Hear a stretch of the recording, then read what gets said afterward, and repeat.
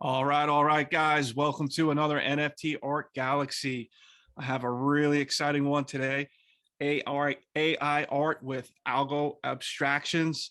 And later on, we're going to have a special guest as well, Crypto Shanes, to give us a little bit more color on the subject. But really excited on Algo Abstractions being here today. I do have a few pieces in my collection of his. And welcome to the show, Algo Abstractions. Thank you so Thank you. much. Thank you. It's good to be here. I'm really excited to talk about this topic. There's been a lot on Twitter about this in the last few days, and so I think it's really topical. And so looking forward to just kind of going through a little bit about what AI art is, what it looks like, and so that both collectors and creators know a little bit more about it. Yeah, man, amazing. I mean, I have a couple pieces that "So It Goes" is like one of my favorites, and it just blows my mind every time I look at it. So I'm really looking excited and looking to kind of look under the hood and kind of see what's out there and how it's done and kind of what you're up to. Yeah, it's one of my favorites too. It was actually based on the book Slaughterhouse-Five by Kurt Vonnegut, and Oh wow. we'll get into a little bit more in the third section about how exactly it was made and all that. But yeah, it's really one of my favorite pieces I've ever made. So I'm glad you have it. Super excited to have you on. Honestly, a couple of weeks ago, it's like, oh my God, who's this guy with this amazing art? And now you're on the show, so I really appreciate it. Thank you for taking the time. Sure thing. So just wanted to quickly go over a little bit about some of the things that we're going to talk about. Basically, my hope is that in the next few videos, we'll be able to go through a few different types of AI art. So AI art can mean a lot of different things. And so just kind of a quick overview for the non-coder about what these things actually mean and what they look like. Okay. And then a little bit more of a deep dive into both for collectors about what they are, and then also for people who want to get into the content creation side, how to access some of these tools, and then just a little bit of a discussion about, kind of the questions surrounding of, what is good AI art? Yeah. So, this is all new to me, so I'm really excited to get educated and help everybody else get educated as well. The only one on there I know is GAN. I heard that a little bit. And the only other word I know here is like dream and animation, but I have no idea. So I'm really excited. Yeah, awesome. All right. So I think for this first section, I'm just going to focus on the first two. And pretty much anyone who is in the NFT community on Algo, anyone who's been on AB2 or on Rand Gallery, you have definitely seen these pieces, whether or not you know that you've seen them. So they're really prevalent right now. And so just wanted to talk a little bit about what they are, how they work, and then kind of both how to recognize them and how to use them. Okay. So the first key is just understanding what exactly is a GAN. So you hear this term thrown around a lot. So GAN stands for Generative Adversarial Network, and that's very fancy terms for essentially you have two different neural networks that face off with each other and then are compared to a training set to try to best match the training set.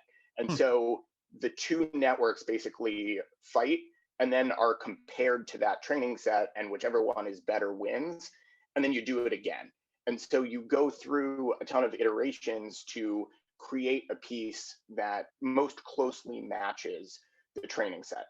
And so these training sets can be of really anything that you want to do. So a training set can be an image of a face. It can be images of horses. It can be images of maps. And actually all of those things do exist. And so the most famous one that first came out is actually one called This Person Does Not Exist. Sorry, Rich, you had a question? No. Okay, I was like, I was just nodding. Thank you. Yeah. So the most famous one is one called thispersondoesnotexist.com. And I'm just actually going to take us to that site for 1 second. Okay, cool. So this is an image that was created with a style GAN on the training set was photographs of faces. And so this, I mean, as stated by the website, this person does not exist. And if you can literally just hit reload and it will generate a new face for you of a person that was completely, this photograph is completely AI generated. Oh, wow. So there's no human that looks like this in the world, but the computer was actually able, based on a GAN, to create these. And if you look Wow. closely, so most of these actually look incredibly hyper realistic, which is what's so trippy about the whole thing. But if you look very closely, like for example on this one, there's some kind of bizarre things that aren't in the face. So the GAN focuses mostly on the face, but here you can kind of see around the collar, like there's just something off there, Yeah. or around like the See the neck other over side here. too. Yeah. Yeah. Yeah. And so you can kind of like train yourself Wow. to see some of these peculiarities. Let me try to find one. So things that it does particularly poorly are ears and jewelry. So sometimes with women, they have like kind of these funky looking earrings or something that you can immediately Wow. tell, like, oh, something is off there. But the point is, all the ones all the ones that we've shown, of course, are really great ones. But the point is that all of these were generated with a computer trying to match to a training set of human photographs. Wow. So it's a very cool exercise, but obviously no one's selling NFTs of just random portraits of people that don't exist. It's mind blowing though. Wow. Yeah, it's pretty neat. So the one that you have definitely seen, and that pretty anyone who's watching this has definitely seen, is one called Artbreeder. So I'm actually just going to take us to Artbreeder quickly. Um, so there are a few different generators that Artbreeder does. So Artbreeder, similarly to this person does not exist.com, is based on training sets. And so in these cases, the trainings, there are several that exist. I'm just going to go through a few with you briefly. So there's a portrait generator, in which the training set is similar to this person does not exist. It's based on faces, but it's actually, it includes paintings and drawings of portraits. And so the training set is really robust with a lot of both men and women's faces that you can adjust. There's one that makes furries. So the training set is based on these caricatures of anthropomorphic animals. Yeah. And so you can pretty much instantaneously make a furry with a style GAN and edit those features. And then another one that you may or may not have seen floating around is there's an Yeah. anime generator as well. And Yeah. so these are ones that are available on Artbreeder for free, and you can Wow. actually mess around with some of the settings. So I actually just wanted to quickly go through some of these together, so that you can just kind of see how the process works. So Okay. I'm already logged into my account here on Artbreeder. I personally don't use Artbreeder much in my work, actually, but I'm familiar with it, and so just wanted to go through just kind of a sample. So as Okay. you can see, the way that the face generator works is you can do it in a couple of different ways. So you can either pre-select your genes, where you choose, say, I want to make a woman. So in this case, under the gender section, male is positive, female is negative. And I want to make it look a little more artistic. I don't have any preferences about race, and I want them to look happy. So I scroll over the happy, and I want them to wear makeup is already set. So I click refresh, and it generates images based on that input, some of which Huh. look really Interesting. odd, and some of which look really realistic. And Wow. so based on this, you can either say, I like these, and download them, or let's just hit refresh again and see what we get. Wow. Um, and Instant. so, yeah, pretty much instantaneously. And again, you can mess with these. So if you say, you know what, I don't think that this is artistic enough. So let's up the art tab, the art slider, and refresh again. Wow. And you get ones that look, yeah. So the Huh. other key, and the reason that you often see these faces floating around that look very similar to one another, is you can also select with parents. And so basically what that does is it uses the GAN, but it basically tries to match a created image. So if you go here under trending, Oh, wow. we can choose parents. So let's select 2 of them at random. And now all of our images will be kind of combinations of these 2. Huh, interesting. And so, and you can again adjust the sliders. So let's say happy. Wow. Yeah, I don't know why there's like a bullet through the head. I don't know why that's happening, but my point is this is a tool that is new series available. What was that? It's a new series, the bullet head drop. Yeah, exactly, bullet through the head series. But I actually encourage anybody in the community to go and play with these. I think that they're really cool and they're great intros to AI generated art. So just to kind of go through the others, there's a similar one that exists with Furries, kind of the same principle. So, but with slightly different sliders. So for example, if I wanted, in this case, you can make one that looks a little more anime-like. You can make one that's a little like more or less human. So let's say I wanted one that was a little bit less like an animal and a little bit more human. You just slide the human tab. And again, with this, a similar thing, you can use parents. So you can use this like Sonic the Hedgehog looking one and say this guy over here, and then you're going to get a mix of those 2. Oh, but I still have these set. So I mean, this is just being generated by a set of traits, genes. There's just a bunch of different eyes, bunch of different ears, bunch of that just generates it.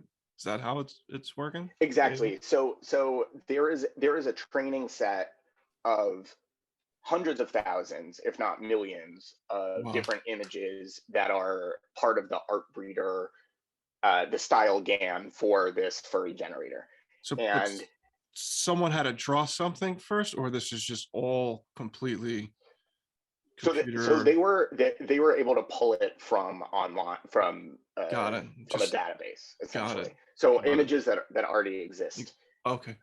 And we're going to get to some of that a little bit later. Yeah, I was just curious. That's great. That's there are a bunch of different data sets that exist, and you'll actually get different images based on the training set. But the key here is that this GAN has been trained on basically exclusively furry images. Got it.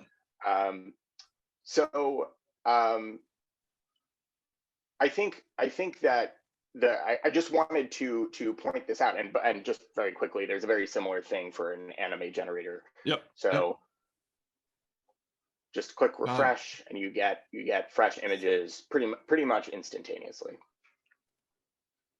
So I think the reason that I wanted to bring this to people's attention was, number one, I actually just came from a Twitter space where people were kind of talking about the fact that, you know, there are these kind of very similar faces that have been floating around AB2, and if you don't know that this exists, you kind of think to yourself, huh, like it's funny that all these people kind of got to the same place with their art.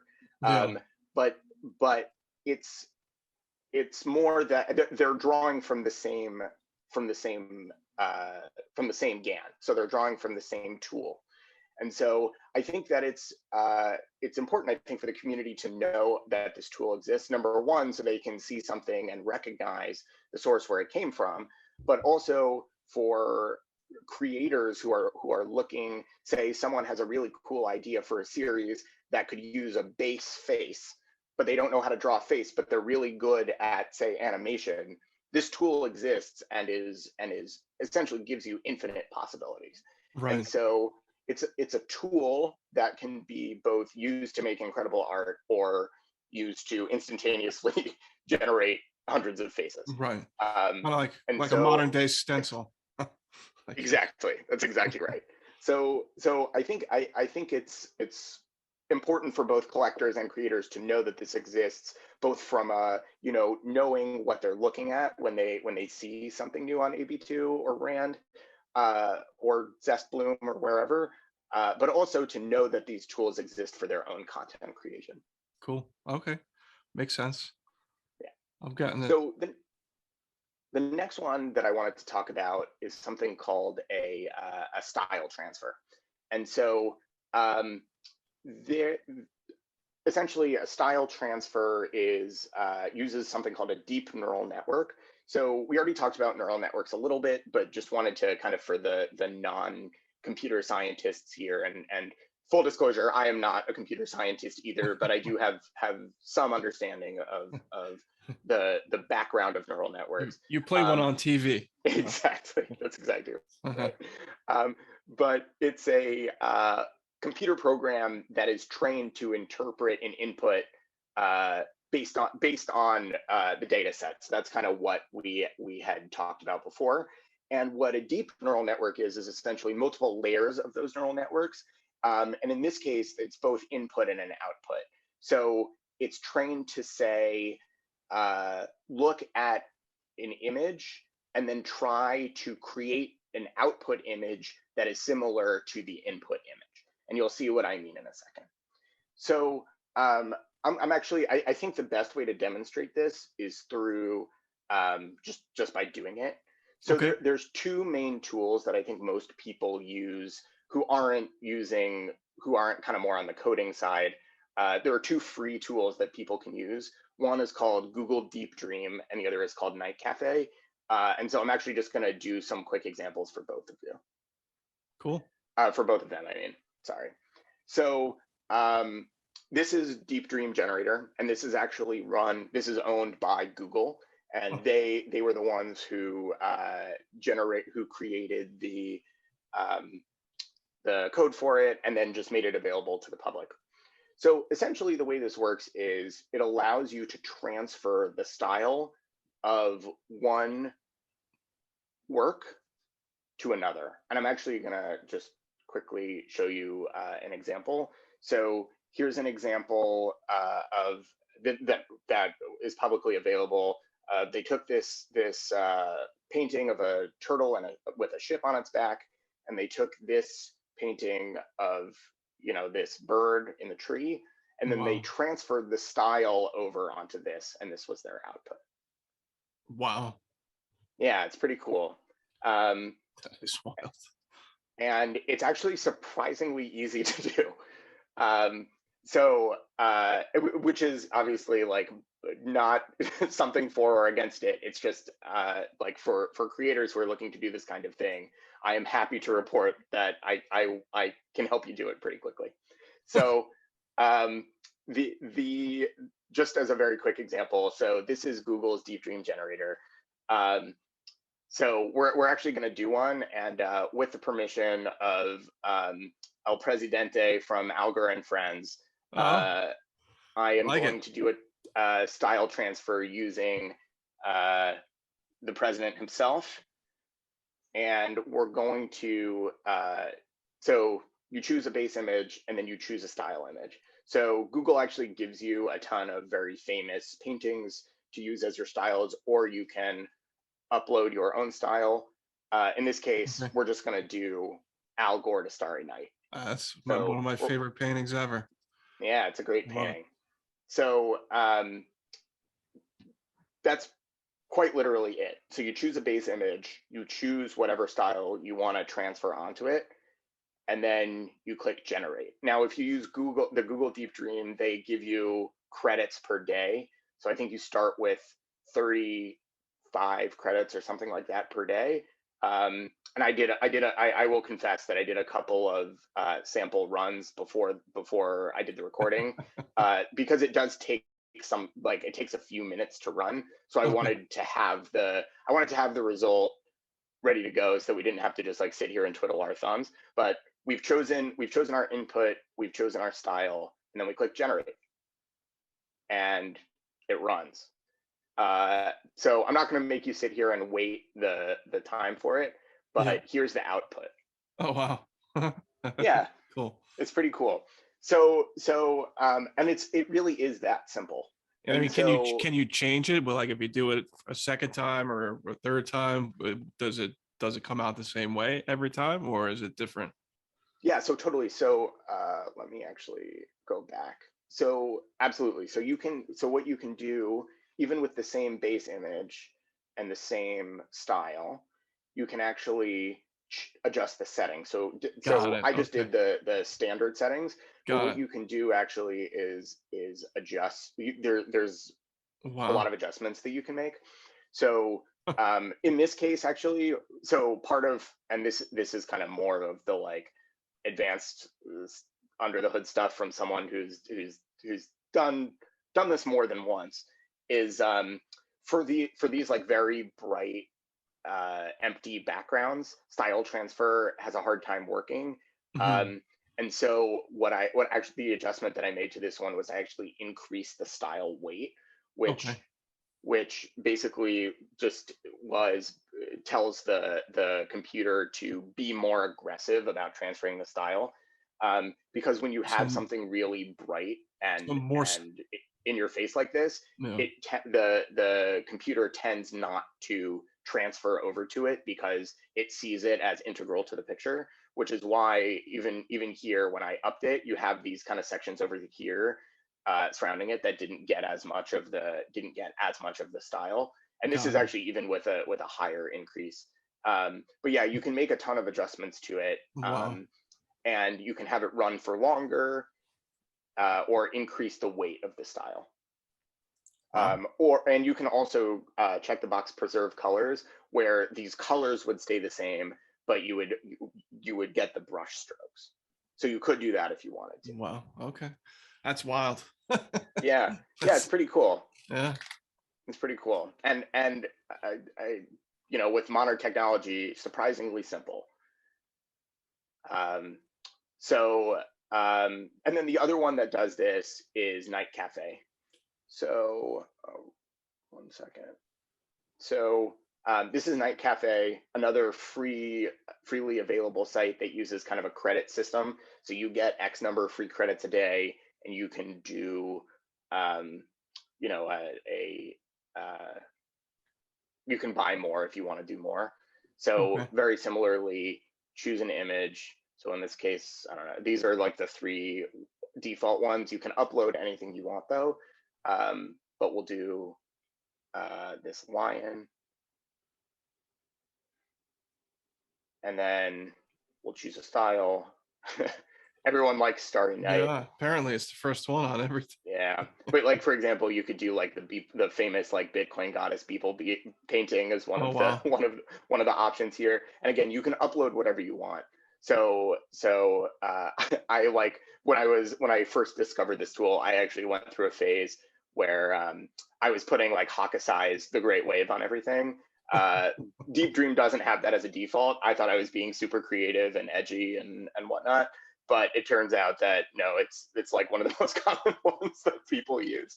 But and then again, you can make some adjustments to it. So if you click Show Advanced Options, you get those similar settings where you can increase the content weight versus increase the style weight, Wow. and smooth it out. And then just I usually with these do like a medium resolution rather than a low resolution, Hmm.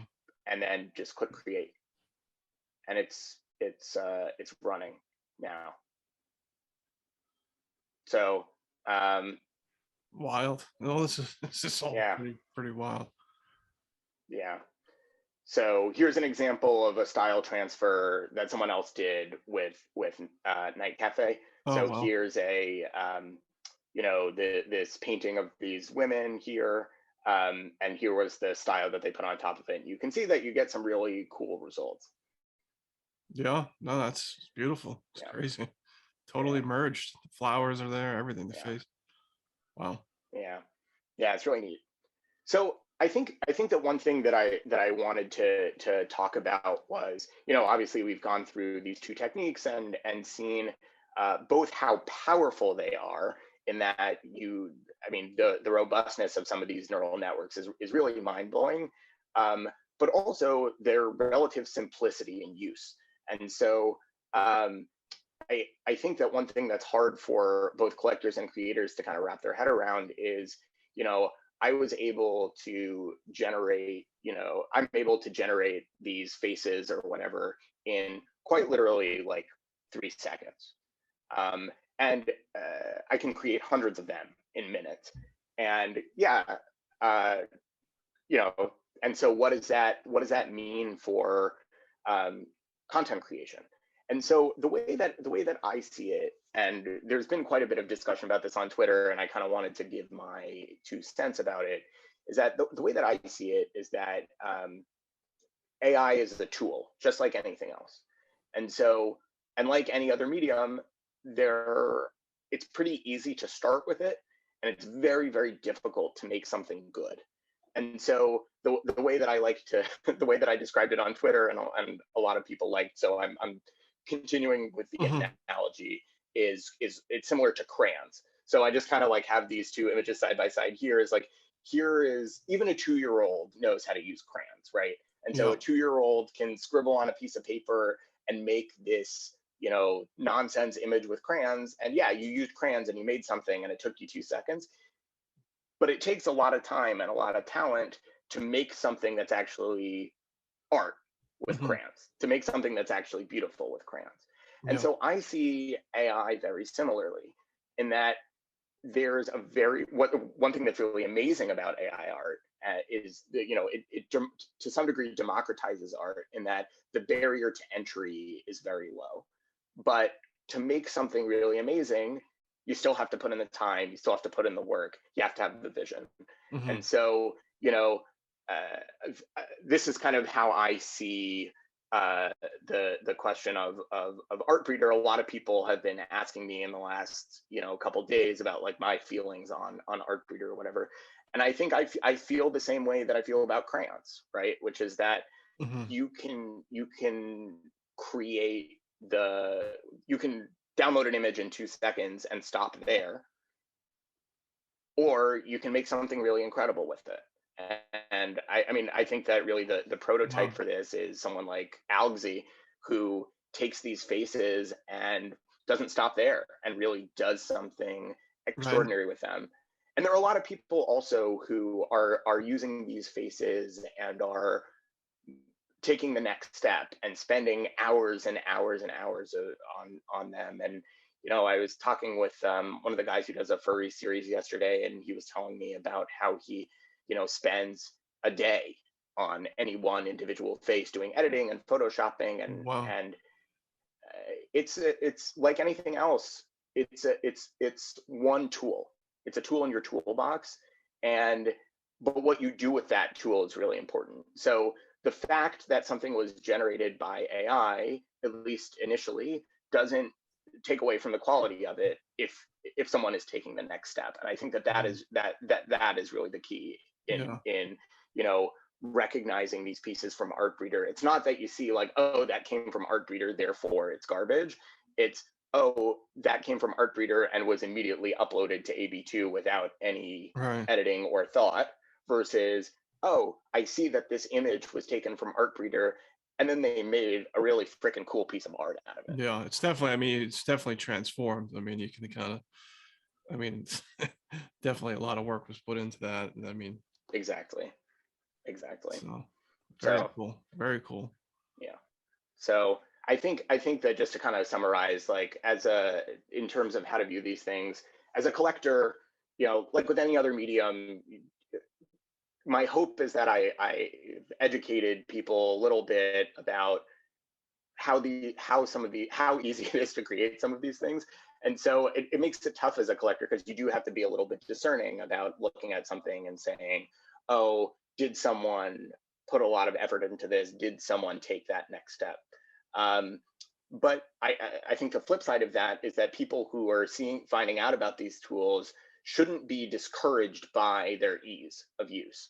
And so there's a lot that can be done with these as long as you have that vision and are taking the next step. One Yeah. piece that I didn't really get into in talking about the style GAN is that with Artbreeder, you're actually able to some degree, add your own pictures to some of the sets. And so there Oh, are a wow. lot of people out there who are using the style GAN with really incredible results. I mean, you look at people like Nick Papacone and his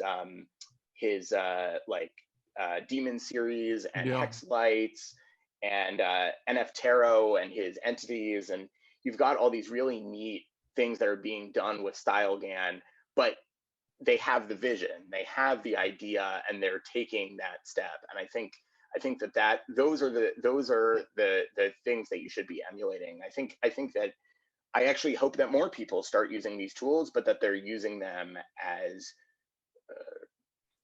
a piece in their arsenal rather than, great, I created this face, now let's upload it. Yeah.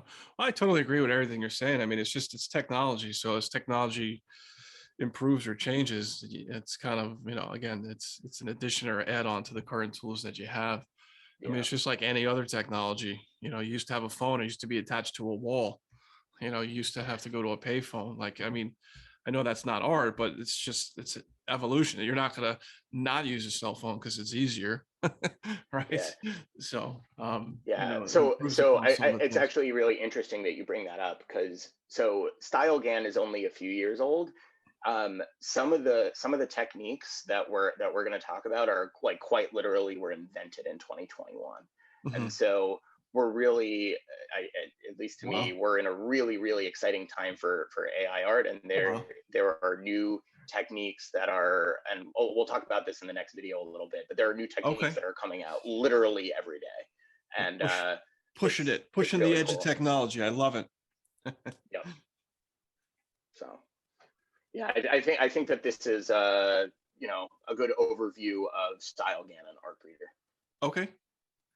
All right. Well, I appreciate having you on. I mean, I think this is amazing. I learned a lot. I mean, I really did. I'm gonna definitely watch the video again and kind of go back and look at some of the things you just taught us. So I really appreciate that. That's what NFT Art Galaxy is about: exploring creators, collectors. Just learning one thing, and this is definitely lifting up the hood and kind of pointing us. I mean, making us aware of a lot of this awesome stuff. So I really do appreciate it. Thank you. Yeah, sure. And one thing that I'll do also is I can send you some of the links to these so you can put them in the notes on the video. Okay. All right. So you heard that here, folks. So like the video, share the video, tell everybody about it. Definitely go like Algo Abstractions. Go check out his art. It is amazing. I own a few pieces. I'm going to go get a few more once payday comes. Um, so really excited about it. So thank you again. And we're going to have you back on for the second part. And I believe a third part as well. So stay tuned, guys. Thanks again. And really appreciate you guys listening, because without you, we wouldn't have this channel. Thank you.